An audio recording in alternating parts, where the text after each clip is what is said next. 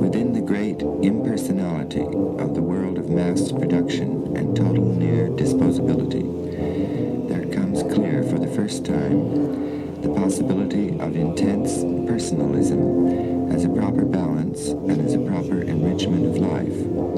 The loss of the middle scale can be one of our greatest victories.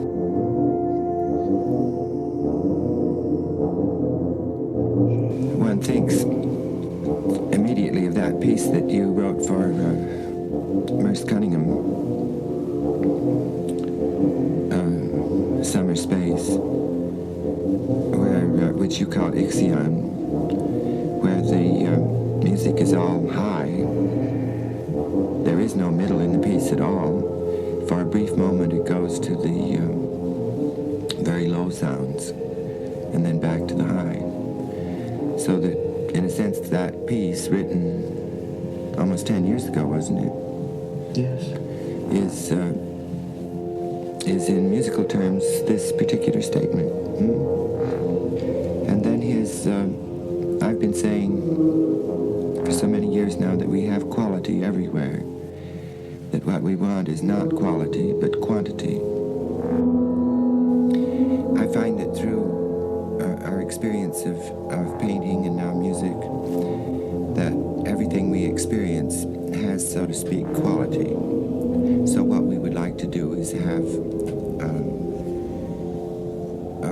to continue to have experience, in other words, quantity, to go on having more and more experience, since it all has quality.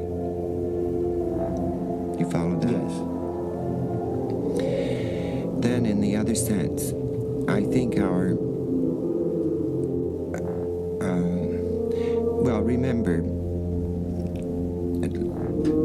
how a piece was, in the days, for instance, when music was on 78 records, 3 minutes seemed like a long time.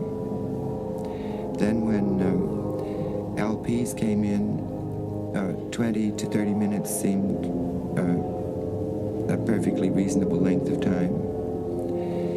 And now through our concerts, you could have several hours and it wouldn't seem long. It could go on and on and on and on.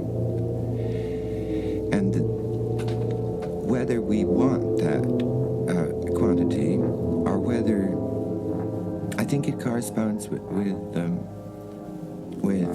how we're living, in the sense of corresponding like something you don't even think about, like breathing. That our time sense has changed, but that it's involved more and more, not with short periods of time, but with ones that formerly used to be considered long, and so can be, you speak of the word quantity. I gave a lecture someplace, and a young man got up during the question period, and he said, in reference to Mr. Cage's remark, is everything music, Mr. Philip?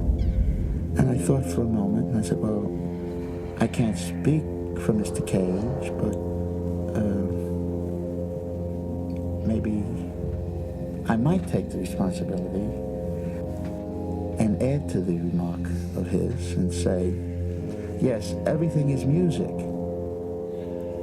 but not everyone. Now, we might be able to break down any type of preconceptions that we might have about music.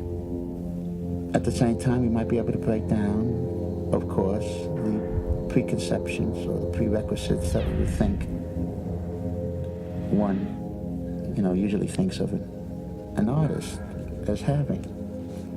At the same time, as I'm leaving, I'm very aware that I could do things that other people can't do. That is, maybe I can leave.